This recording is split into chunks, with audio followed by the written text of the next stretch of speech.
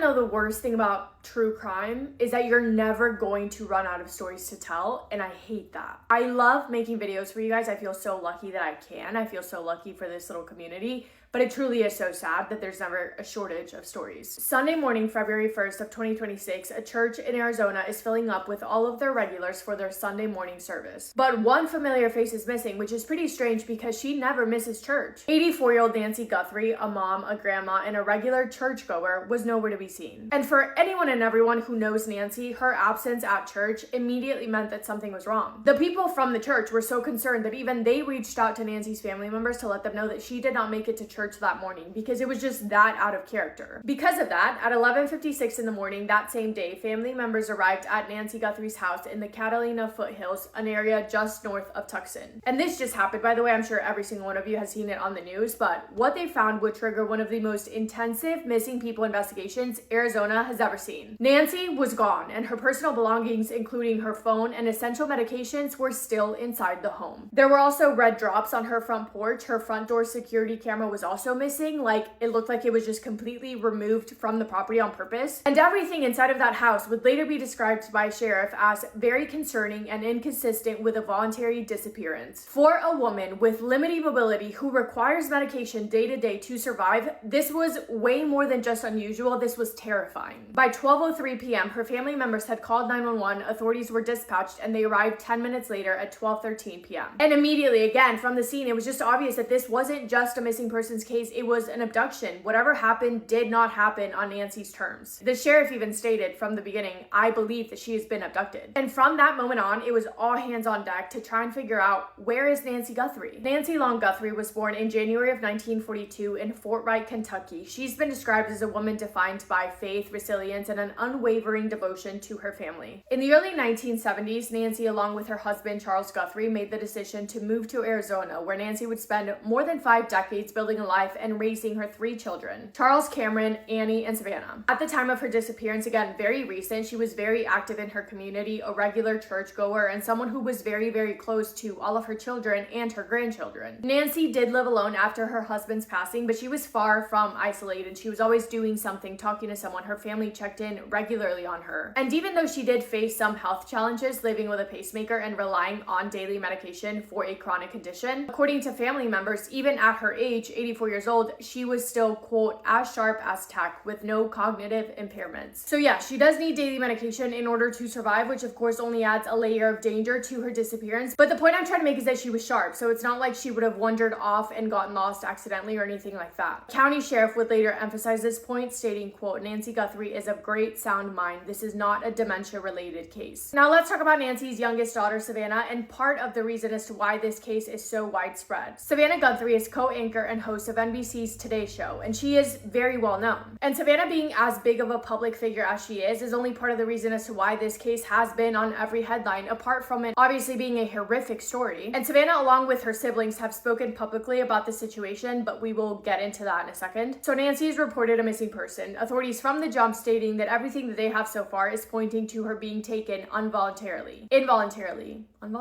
She didn't go on her own accord. One of the first things they do, of course, is start retracing Nancy's steps, beginning from the night before her disappearance, and slowly but surely, with the help of forensic evidence, security camera data, and medical device information, the county sheriff's department starts putting together a timeline. On Saturday, the night before, January 31st, Nancy calls an Uber to go to her daughter Annie's house for dinner. She got there, they ate, they had a lovely evening playing cards and hanging out, nothing out of the ordinary. Around 9:45 p.m., Nancy is taken home by her son-in-law and dropped off back at her house. Nancy's garage door was recorded opening at approximately 9:48 p.m. and closing presumably behind her at 9:50 p.m. Everything appeared to be normal. We can assume that Nancy started getting ready for bed, and back at their own home, Annie and her family had no reason to worry. At 1:47 a.m., Nancy Guthrie's doorbell camera disconnects, just completely stops working. Approximately at 2:17 p.m., about 30 minutes after the doorbell camera was disconnected, one of the security cameras detected movement. However, according to authorities, they were unable to retrieve the footage from this detection, so we don't know who it was or what it was. At 2:28 a.m., Nancy Guthrie's pacemaker disconnected disconnects from its monitoring app, leaving them to assume that something happened around that time to Nancy that caused the pacemaker to disconnect. Between 2:28 a.m. and the sunrise, the timeline goes dark, and by Sunday morning, the people in her life realize that Nancy is missing. Nancy's house was closed off as a crime scene, and the red splatters on the front porch were tested and confirmed to be that of Nancy Guthrie's DNA.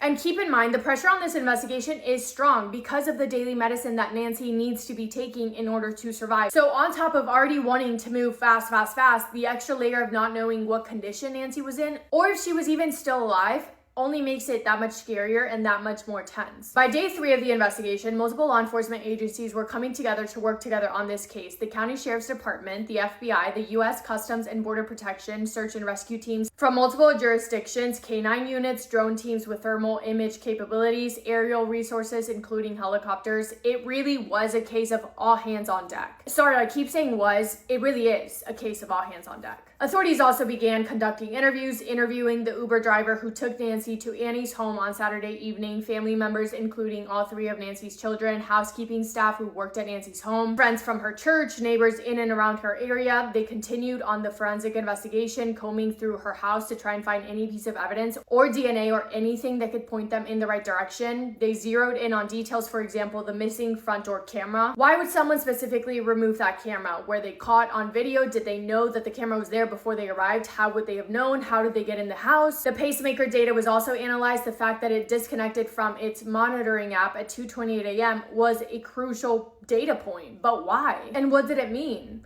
Digital forensics teams analyzed Nancy's phone, her computer, her email accounts, her social media presence, looking for anything odd, unusual communications, or patterns that may help explain what happened to her. On Monday, February 3rd, Savannah Guthrie made the family's first public statement. Less than 48 hours after her mother was discovered missing, Savannah Guthrie shared a message on Instagram. It was brief, but it was heartfelt. It just said, "Please pray." Then she released a longer statement through NBC that reads, quote, "On behalf of our family, I want to thank everyone for the thoughts, prayers, and messages of support. Right now, our focus remains on the safe return of our dear mom. We thank law enforcement for their hard work on this case and encourage anyone with information to contact the County Sheriff's Department at 520-351-4900.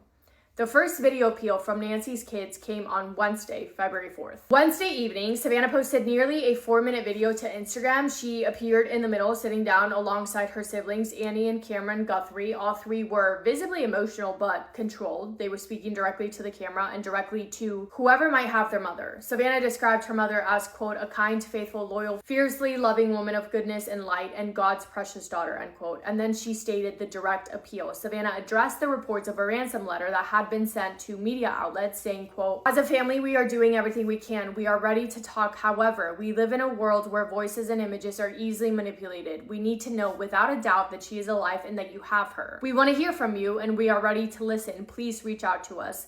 She was begging for proof of life, to know that their mom was and is still alive. On Thursday, February 5th, Day 5, the FBI announced a $50,000 reward for any information leading to the recovery of Nancy Guthrie and or the arrest or conviction of anyone involved in her disappearance. That same day, Nancy's son, Savannah's brother, also spoke out saying, quote, "This is Cameron Guthrie. I'm speaking for the Guthrie family. Whoever's out there holding our mother, we want to hear from you. We haven't heard anything directly. We need you to reach out and we need a way to communicate with you so we can move forward. But first, we need to know that you have our mom." The Guthrie family then released another video Saturday evening on February 7th, but this time the message was different. This time they claimed to have received some sort of communication. Savannah, next to her siblings, looking directly at the camera, said, quote, "We received your message and we understand. We beg you now to return our mother to us so we can celebrate with her. This is the only way we will have peace. This is very valuable to us and we will pay. We will pay." 3 simple words that confirmed what many people were suspecting. Ransom demands had been made and the family was willing to meet them. Again, back to the reports of the 3 big media outlets stating that they had also received ransom notes in regards to Nancy Guthrie's disappearance. The details of these slowly started to be revealed, showing that there was some sort of demanding cryptocurrency and deadlines. CNN stated that a ransom note was sent to their station demanding money for Nancy's return. TMZ also received an alleged ransom note demanding a specific substantial amount of Bitcoin. But from what I could find on the internet, the latest deadline listed on the ransom note was Monday, February 9th at 5 p.m. From my understanding and what I found online, no money has been paid, and obviously we are now past that deadline. As of today, February 10th. There has been a major development. The FBI released surveillance images showing a potential subject. The 4 images show a person wearing gloves, a mask, and a backpack appearing to tamper with the camera at Nancy Guthrie's front door the morning of her disappearance, which is huge and terrifying. As far as how they got those images, because I was a little bit confused because I thought the camera wasn't working, blah, blah, blah, it's been stated, quote, over the last 8 days, the FBI and the County Sheriff's Department have been working closely with our private sector partners to continue to recover any images or video footage from Nancy Guthrie's home that may have been lost, corrupted, or inaccessible due to a variety of factors, including the removal of the recording devices. The video was recovered from residual data located in back-end systems. Working with our partners, as of this morning, law enforcement has uncovered these previously inaccessible new images showing an individual appearing to have tampered with the camera at Nancy Guthrie's front door the morning of her disappearance. I just went on Savannah's Instagram. She has shared these photos online saying, quote, we believe that she is still alive. Bring her home. Anyone with information, please contact 1-800-CALL-FBI,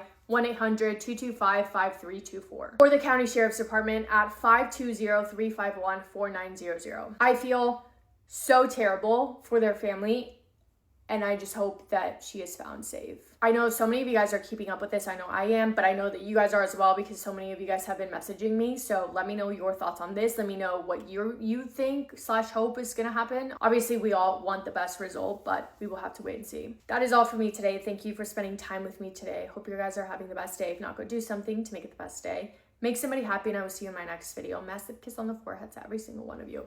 Also, yes, my video from yesterday got removed. Like, please. I'm gonna post it on YouTube Shorts, like right now. So if you wanna go watch it, go there. Love you.